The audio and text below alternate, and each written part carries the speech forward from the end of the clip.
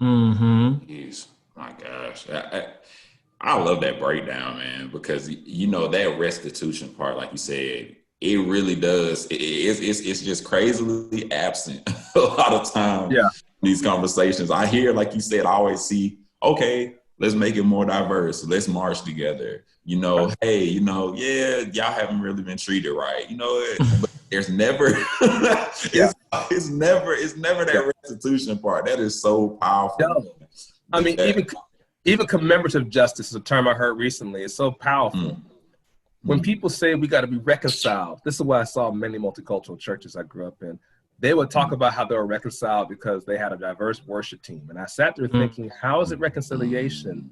when every 4th of July we talk about our celebration for the founding fathers and then get offended when Black people talk about Juneteenth and make Oh, a clear statement that the founding fathers were slave owners? And to be more specific, since people think, well, that wasn't a big deal, they were willing to be a part of a conspiracy to kidnap children and to destroy families. Yeah. Yeah. And many of the people that we celebrate had no problem with others like us who were enslaved and had to deal with the trauma of a son or daughter taken against their will. Exactly. Like, We're talking about their faith in God. yeah, I remember in Frederick Douglass's book, his autobiography, where he says cradle robbers and mm, men stealers and, Yeah, and rapists, taking space in the pulpits. And I think that is uh, a special pain point for a lot of us who are Christians, is the willing involvement of the early church in America, how they were the leaders who actually instituted and continue to perpetuate the institution of slavery in our country. And I'm actually reading a book by Jamar Tisby called The Color of Compromise. And if anyone is interested in learning more about the history of the American church's involvement in the institution of slavery in this country and systemic racism, you got to read that book because it breaks it down really good for you. But man, I just want to ask this question for you, Gabe. How has the church failed to respond to racial justice in America? I think something that should be considered with this is the failure of integration. Integration as an idea isn't bad, provided that people are on the same scale of power. But that didn't happen with integrating uh, schools and communities together. What happened was that you already had school systems during that era of separate but equal. You had white schools that had plenty of stereotypes that were promoted in the textbooks, propaganda, saying that Black people should have been thankful for enslavement, that slavery didn't really happen. You know, they were going off of things. If you look into the work of the Daughters of the Confederacy, they were going off of things, especially in Southern culture. And those things I'm talking about were mindsets based on the lost cause ideology. The lost cause idea basically mm, said that the South was not a horrible place to be in, and that slavery was not the reason or a central reason for the Civil War. That the Confederates were people to celebrate, and that's, for those who know about why this monument movement is a big deal. whoa, Those monuments were placed in after Black people started to gain more freedoms, and other groups started to gain more freedoms as well, in resistance to the racism. Those monuments are put forth to do a reframing of history. Mm, mm, mm, mm. gosh, that's oh my gosh, you man, you dropping some bombs right now. Yeah. Okay, Check that stuff out. I mean, when you see those things, you realize why the history does matter. Yeah, you're The right. Confederacy came out in the 19, let me go ahead. I want to make sure I don't say this the wrong way. I'm speaking at the same time, so of course I'm looking at the note on the Daughters of Confederacy. They put these items out around that era of civil rights activism. Oh wow, wow, These things are not centuries old, monuments. That's not mm, the case. This was wow. Wow. So they did literally that in response. a response. Wow. Oh my God. Um, and to me, if I don't want to do Christianese necessarily, but if I were to reference the Bible, it reminds me of why God said you need to get rid of every Asherah pole and every single statue to Baal, because those things were not just things where people offered prayers to other gods and goddesses besides the God of Israel who delivered them. They were physical reminders of an entire different understanding of how the world was. Wow. So, of course, from God's perspective, if he knew being presented with an alternative history is quite literally going to get you to turn against me and to accept things that got people in trouble to begin with, why would I tolerate that? My God. So when I look at history, like I said, most people who are responding to things because of stuff they were taught in their childhood. If they were taught in their childhood that people should have been grateful to be U.S. citizens, Jesus, Black people, then of course they're going to be bewildered as well when they see people saying, I don't like being profiled by police officers, and I don't like the fact that I have friends and family, some of whom didn't make it home, and others who are being locked up wrongfully. And you don't even say it's wrong because in your mind, everything was taken care of 50 years ago and things were never as bad as it is. Jesus. Wow. We were Gabe. taught during an early age that Native Americans were savages. You wouldn't question why the Declaration of Independence references them as such. You would ignore all the different genocides the founding fathers were active participants of. You ignore, even with all the celebration of Lincoln and the Civil War, you ignore the fact that Ulysses Grant and Abraham Lincoln were also in power at the same time that the largest genocide in U.S. history for natives occurred, in the Californian genocide of natives, where enslavement was happening for Native Americans and they were being forced into slave labor and being murdered by white settlers for gold. I got a book right here just for the audience, for y'all to make sure you get what I'm saying. An American Genocide, the United States, and the California Indian Catastrophe. I would highly recommend it, by Dr. Benjamin Matley. There are others who speak about these topics and have been speaking about it for a long time. But when you talk about trauma,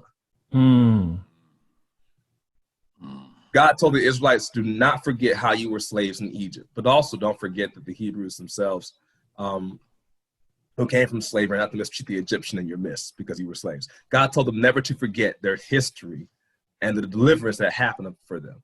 And yet in the history books, you have people that are telling you constantly that you have no right to remember the historical traumas that happened to an entire people group that were nearly wiped out. And then when they're speaking and saying these things are wrong because of how the history has been used, people in response say they need to get over it and then try to suppress them further. That's why this history matters. That's so good, man. So that's so good. So that makes me, and man, just going back right there, man. Wow. With the church, that makes me think, man. I know we talk about how the church kind of has their responsibility in the way that things are. The early church's responsibility in how things are. So, like, what is the church's course of action or responsibility now in this fight for justice? Like, what is that move that we need to make? I think I mentioned a term earlier called commemorative justice. One of the things is a new term that, I definitely would highly recommend, but it goes with something that historical activists have been talking about for some time. And that's understanding that part of dealing with justice is also having a common narrative, a common story. You can't go forward if you're not going to be able to acknowledge the history of how things were. And so as a start for churches, I think it's important for them to actually do research and to study the receipts, to go to historical sites, commemorative sites, and to actually sit with people and hearing the stories of what happened. Many churches who have talked in reconciliation, as I mentioned earlier, their idea was not that people would truly be able to understand the genealogies, the family trees, and the historical impact of what happened to their ancestors. Their mindset was, I'm white and you're black and we just got to be in the same space. Like, no. When I mentioned with integration, I forgot to say it earlier, because of schools that were integrated, there were lots of gangs that did happen, but there were some serious defects. Black histories learning about the history of Black Americans and the things that we did to transform the world, that got left behind because while Blacks were assimilated into the larger school systems of the larger school systems that were white dominated, their history was not brought in also. So they were being assimilated into schools, integrated, but they were forced to learn the history from the perspective of white people that didn't know it. So for white schools, you didn't learn about the first man shot in the American Revolution being a Afro-Native named Crispus Attucks. Crispus Attucks, yes. His mother was Wampanoag and his father was an African tribal leader. You didn't learn about that stuff. You didn't learn about the multiple protest movements that were led by Black Americans against the founding fathers during the American Revolutionary era. We didn't learn about the multiple American Indian, Native American tribes that resisted the British and resisted the American colonial government. You didn't hear about these things because the larger culture that people were integrated into did not make it a requirement for them to know that history. Wow. And I'll go even further and say that many of them did know the history. They didn't want people to also be aware of it because that would mean losing power. So they kept people quiet about it. And kids grew up having a diverse experience, but still being quite ignorant of how quite ignorant, exactly. In high school, in high school, I remember my history teacher, he broke it down that the one who is powerful or the victor in a story is the one who gets to tell the story. And he talks about his story.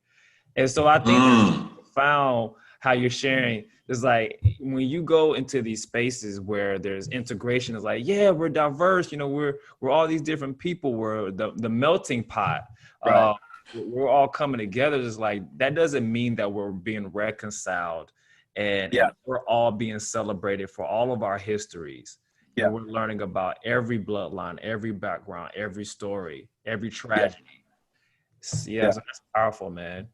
And that's a big deal. I mean, because if you go further with it, I've seen churches, and this is what got me a little shocked in some of the churches I grew up in and that I had to walk away from, because when behind closed doors, you saw people preaching one thing in the pulpit and then doing something radically different. Yeah. If you questioned it and you were Black, you might as well have been treated. You might as well have, you should have at that point assumed I'm in a white church. How is it that when I ask questions, that's my experience, when I was labeled a dangerous Black male that couldn't be trusted? Wow. I was shocked thinking, I'm asking about issues of integrity, and me asking questions, you're praising me to my face and saying how much I'm a man of God, even though I don't see people like me in positions of leadership. Wow, come on. In the name of diversity, in the name of fulfilling Dr. King's dream, no one at the top is Black. And the people behind the scenes are being shredded by the white leaders, while in front in the pulpits, they're talking about their heart for diversity, and Black people who don't know any better will stay under it, not realizing this is a bit of an illusion. You know, that has been a common experience across many multiracial churches, where basically to be Black meant to be assimilated and a reflection of white values in the Black body. And white cultures aren't monolithic, just like Black cultures aren't monolithic. We know that. But when it came to knowing history, when it came to understanding some of the battles that Black Americans face, many multiracial churches were not multicultural. But the truth is that they were monocultural churches. In many cases, predominantly conservative. Nothing wrong with that, but in the sense that they were conservative, it was very much where you had to have an allegiance to anything and everything on the far right. You could talk about three main topics that tend to come up: Israel, same-sex relationships, and abortion. And abortion, yep. If you talked about mass incarceration or profiling or redlining or gentrification or the history, even the birds say amen. What else? Toxic racism, the dumping of toxic waste by communities of color, you know? If you mention any of those things, then the truth is that you would have been labeled as being progressive, or more specific, you were just a liberal and a Marxist. To me, I was like, how's it liberal or Marxist to mention historical issues that happened? That was a boogeyman. I've met many Black conservatives who actually called out that stuff. Yeah. And this is why this is how sticky it gets. And many of those churches, when they said, well, people complain about things and they don't really talk about all the gains we've had. I said to them, I see plenty of gains, and that's the problem too. You get offended when we talk about the gains that Black cultures have helped to promote. How many thousands of inventions we can talk about right now that Black people developed.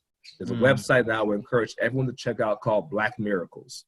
It talks about the thousands of inventions that were made by Black Americans of many types. And that's important because part of the history of assault included taking inventions and disrespecting the patents and using those things for majority white culture and then telling Black people we should work harder. Three-way stoplight, the ironing board, you know. On the first heart surgeries, you know, there's so many names I can list off. You know, George Washington Carver, as I mentioned earlier, with the radical things he did. There were so many things that Black Americans did, even having towns from Greenwood, Tulsa, Oklahoma, to with Black Wall Street there, to Rosewood in Florida. There were several Black Wall Streets in the Carolinas as well, and all these thriving businesses with white patrons were burnt down by white looters who were jealous of their prosperity. And then when they were burnt down, the government did not protect their right of property, their property rights. They didn't protect their property rights. They protected the looters who were doing things against what the law was. So when you see that history and then you tell people they should just work harder, but you don't even mention any of their successes, you should realize in that moment that they do not see you as equal. And many multiracial churches never had a heart to do that kind of commemorative justice. They just wanted you to be present for what we call Black ground. Having Black people present up front to show how diverse we are in the kingdom of God, but not having one Black person behind closed doors that will speak into the life of a white pastor. Saying we want to have Black people and talk about, you know, the things that our nation has done, but then telling people that they're not loving God because they said the founding fathers did not love God the way he was required to be loved. Celebrating the 4th of July in the church, but then getting offended and doing assault, including silencing people or shunning them when they mention historical facts about how our nation was built on theft and genocide, and that not everyone was free during the 4th of July as a historical point of history. All those things are a result of the corruption that came with integration without sharing power and without learning. So as a church, one of the things that we can do going forward is studying the receipts, taking time to educate and be present. And that will do a world of damage to corrupt mindsets. It would do a world of damage to ignorance because, again, when you have a cultural mindset that assumes people are less, it's easy to justify ignorance, to justify open attacks on their groups. Wow. And that's why, as a historian, I tell people, yo, my work is very much evangelism. I'm helping to dismantle lies that were used to keep people from seeing the image of God in other folks. That's good. That's what I do. That's what Luke the historian did when he kept the receipts of every single event that happened in the early church's development. Prior to him, guess what? You look in the time of Jeremiah when he was speaking truth to power. Who was his ride or die dude? Baruch. Who wrote those scrolls. The last chapter of Jeremiah, God told him to make certain that Baruch was honored. Because Baruch took a lot of time to write down the facts. Including writing down scrolls that one of the kings, every time it was read, he took a page out the scroll and burnt it in the fire. And God was like, tell your boy Baruch to rewrite this prophecy. But this time, tell him to tell the king, it's going to come back on you this time. I'm thinking like, everyone's talking about Jeremiah as the main person, but it was the scribes that were there making a difference. It was Baruch who was taking the notes. That's good. That's all this is note-taking and remembering the receipts. That's all this is. Because at some point, someone's going to not know the receipts and going to try to use the ignorance to do something foolish. And churches have been bound by that. I'm not saying that all multiracial churches are like this. There are many that deal with this problem. But there are others who, unfortunately, are promoting a mindset of assimilation. And when people don't assimilate, they get assaulted. They get silenced, shunned, then pushed out. And people in the church are told that they're dangerous and threats because they didn't love God. And the truth is that they were telling the truth. Mm. And that's not new. Wow, and that's not new. That's a pattern Yeah. that's been told again and again Again, in the again, again. scriptures. I mean, if you want to be technical about it historically, I get in trouble with some people saying it, but it's the truth. The fact of the matter is that we already had diversity in the South. Mm-hmm. We had churches that talked about how they love to see every tribe, tongue, and nation. But the goal of that was to make certain that people knew diversity meant the white person's at the very top. Mm-hmm. Black people are content with whatever role they're given. Yeah. They didn't talk about the black ministers and the native ministers. And speaking of which, since I love to get these books out, let me make sure you guys get another book out there for you all the audience. Yeah. Yes. Share those books, man. Yes. This book is called Native Apostles, Black and Indian Missionaries in the British Atlantic World. Very specifically about how when Protestantism expanded across the Atlantic in the 17th, 18th centuries, most of the evangelists were not white Anglo-Americans. They were members of the same groups that missionaries were trying to convert. And this talks about the experiences of Native Americans, Africans, and Black enslaved peoples in the Protestant missionary work and what their lives were like when they got in trouble because they were full of the power of God. Oh, wow. And they were making clear you don't have to change your culture to trust in Jesus. And that was a threat. The goals of diversity that white missionaries had of just trying to bring people into what they were doing. Exactly. And keep them quiet from calling stuff out. You need to keep the receipts. You know? Yeah, you got to keep the receipts. You know, the receipts. Yeah. So, yeah. I don't want to go into all the names, but get this book for anyone who's out there. And again, to the point, diversity is not new. There's nothing wrong with diversity, but it's perverted when one ethnic group has to always be at the very top. Always have to be, exactly. Supremacy.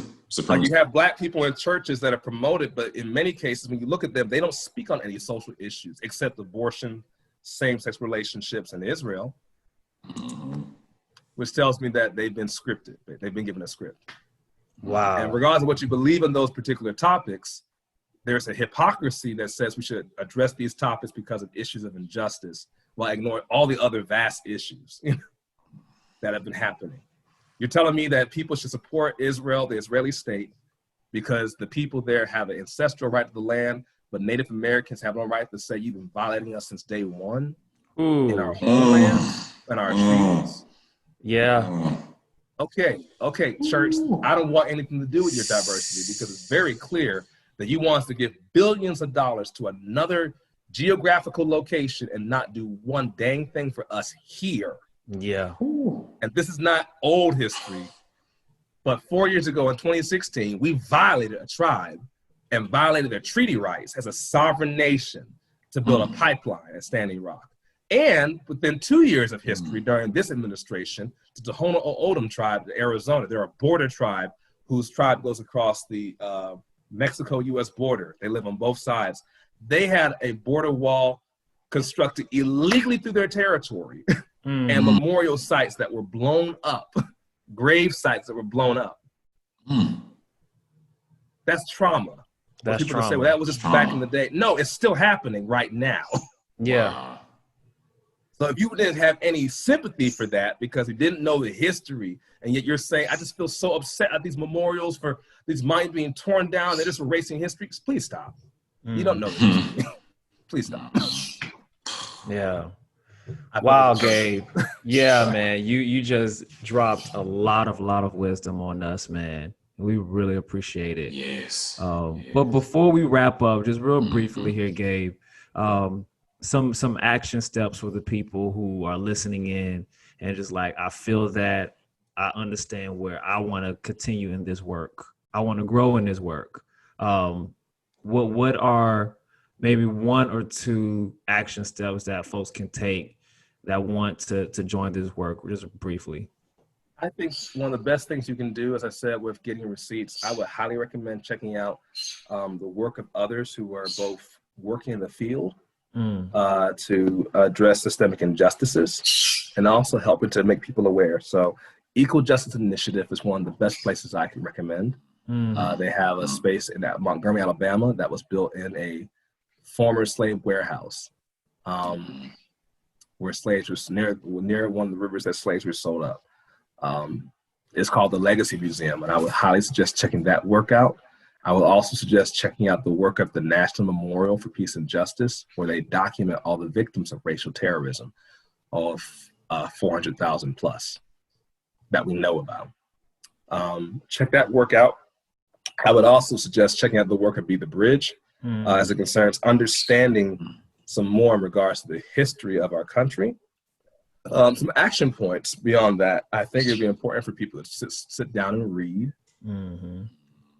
Education is one of the best lines of defense, and in many cases, the first and only line of defense. Wow. So take some time to sit down and read with others who are already doing work in the field so that you will be aware of what's going on. I will also suggest, as it concerns the work of the church, use your voice to speak truth to power, because in many cases, the reason why injustices continue is because people have chosen comfort and status quo rather than being people who speak truth. And so in order for things to really go forward, you have to do self-evaluation. Are you someone that educates your family? Are you someone that does receipt taking and does review yourself in your own time? I tell people, if you really want to grow, why not start watching a documentary? It would take, but what, 10 minutes? Some documentaries are 30 minutes or an hour. Yeah. I know there's plenty of time for people to do those things, and you can do those things driving to work, 10 minutes driving to work, 10 minutes in your lunch break. Watch documentaries that talk about these things like Roots. Watch documentaries. You know, the 2016 version was just as powerful as the one with LeVar Burton, but watching Roots would be powerful. Sitting down and watching documentaries on the civil rights like Eyes on the Prize would be equally powerful. Sitting down and watching for friends, if you want to learn, sitting down and watching movies that deal with Black history and Native American history for that matter. Yeah, exactly. Watch Malcolm X with your friends. Watch 12 Years a Slave. Actually, don't watch movies that are, because there's a trick about this too. Some people say, well, I love doing those things, but the movies they watch tend to show Black people in subservient roles. Exactly. So no, don't watch The Help. Don't watch The Green Book. Sit there and watch movies and stories about Black people doing things that are powerful and challenging the stereotypes that assume in the church that Black people have always been subservient. Watch Free State of Jones and learn about the rebellions that happened with whites and Blacks joined together to resist enslavement. That movie is one of the best historical movies I can recommend on the history of Jones, Mississippi with Newton Knight. Talks about what happened when whites came together to fight against enslavement during the Civil War, and they joined forces with Black Americans. So watch those movies, but just be careful when you're watching it that you're learning with people. And for Black Christians, make sure that you keep your spirit encouraged and take time to reflect, to feel the history. Exactly. Does that make sense what I said? Yeah, bro. Yeah. Oh yeah. Yeah. My apologies if I was talking. I try to guard my cadence. No, man. You blessed us today. You blessed us, bro. You dropped some incredible stuff, man. We just thank you, man, because this is stuff that, you know, even you taught me so much today, man. Just hearing, you know, the stuff that you shared on. And that's the thing. I love the way that you talked about it. It was honest, it was transparent. It wasn't in a way that was like necessarily shaming, but it was accountable. You know what I mean? I love that, because that level of accountability, we need that. The church needs that. The church everyone has to be accountable. And I love that you brought it right back to saying it starts with us. You know, do self-reflection. Where are you playing a part in this? That's so good. I love that you shared that, man. I just you blessed us today. It was amazing. Yeah. Well, everybody, we just want to say thank you for tuning in with us today. This is the Do Well podcast, and just one little highlight of our conversation that we had today, just to leave you with, that educating yourself is part of resistance. So if there's anything that you want to take from this conversation, remember that. God bless, and we'll see you on the next episode. See you later, guys. Love y'all. Peace. See you. Peace.